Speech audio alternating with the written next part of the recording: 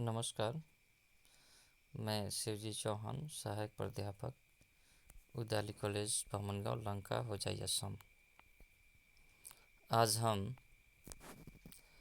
हिंदी की संवैधानिक स्थिति पर हम विचार करेंगे और यह देखने की कोशिश करेंगे कि हिंदी की अभी संवैधानिक स्थिति क्या है।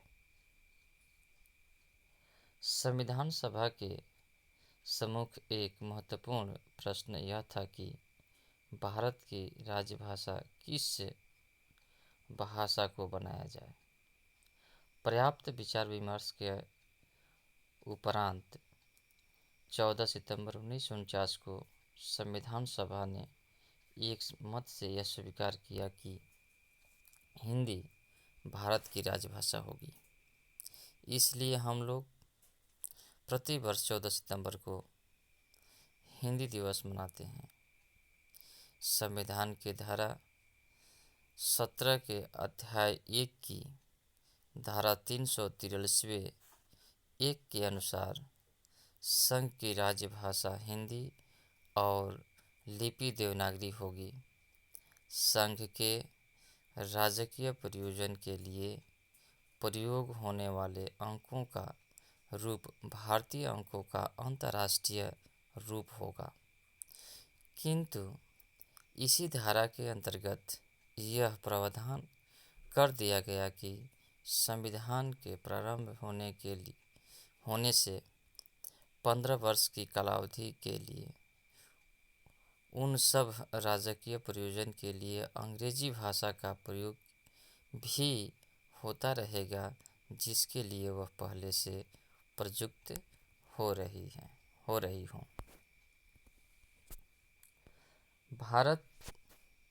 भारतीय संविधान 26 जनवरी 1950 को लागू हुआ, अतः 15 वर्ष की अवधि 26 जनवरी 1965 को समाप्त हो गई। किंतु राजनीतिक दाव पेचों के चलते सरकार ने इस अवधि को आगे बढ़ा दिया गया। परिणामतः अंग्रेजी का प्रयोग राजकीय कार्यों में अब भी हो रहा है। भारत की राजभाषा होने पर भी हिंदी को अंग्रेजी से मुकाबला करना पड़ रहा है। संविधान में राजभाषा संबंधी अनुच्छेद भाग 17 के अध्याय 1 के धारा 343 से 351 तक, धारा 343 में संघ की राजभाषा हिंदी और लिपि देवनागरी को घोषित किया गया। अंकों का प्रयोग वही रहेगा जो अंतर्राष्ट्रीय स्तर प्रचलित है। अनुच्छेद 344वें अध्याय में राष्ट्रपति द्वारा राजभाषा आयोग एवं समिति के गठन से संबंधित है। अनुच्छेद 345, 346, 347 में प्रादेशिक भाषाओं संबंधी प्रावधान है। अनुच्छेद 348 में उच्च न्यायालय, संसद और विधानमंडलों में प्रस्तुत विधेयकों की भाषा के संबंध में विस्तार से प्रकाश डाला गया है।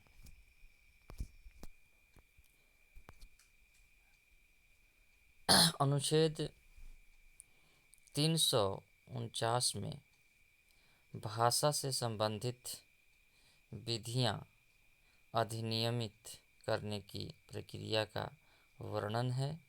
अनुच्छेद 350 में जन साधारण की शिकायतों दूर करने के लिए आवेदन में प्रयुक्त की जाने वाली भाषा तथा प्राथमिक स्तर पर मातृभाषा में शिक्षा सुविधा देने और भाषाई अल्पसंख्यकों के बारे में दिशा निर्देश का प्रावधान किया गया है।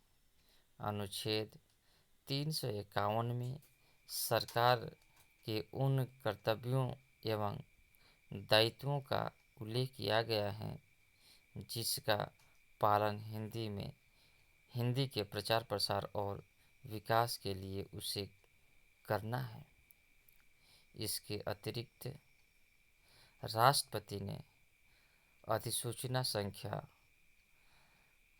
59/2051 दिनांक 3/12/1955 के द्वारा सरकारी परियोजनाओं के हिंदी भाषा आदेश 1955 जारी किया है, जिसके द्वारा अंग्रेजी भाषा के साथ साथ हिंदी का प्रयोग निम्नलिखित कार्यों हेतु किया जा सकता है। 1 नंबर, जनता के साथ पत्र व्यवहार के लिए। 2 नंबर, प्रशासनिक रिपोर्ट, सरकारी संकल्प, संसद में प्रस्तुति की जाने वाली रिपोर्ट के लिए। 3 नंबर, हिंदी भाषा राज्यों के साथ पत्र व्यवहार के लिए। 4 नंबर, अन्य देश की सरकारों और अंतर्राष्ट्रीय संगठनों के साथ पत्र व्यवहार के लिए। 5 नंबर, संधियों एवं ऋणों के लिए। स्पष्ट है कि संविधान में हिंदी को वह स्थान दिया गया है जो किसी राजभाषा को मिलना चाहिए, किंतु साथ ही अंग्रेजी का विकल्प भी है। परिणामतः अंग्रेजी भक्त अधिकारी हिंदी के स्थान पर अंग्रेजी का प्रयोग निरंतर कर रहे हैं। धन्यवाद।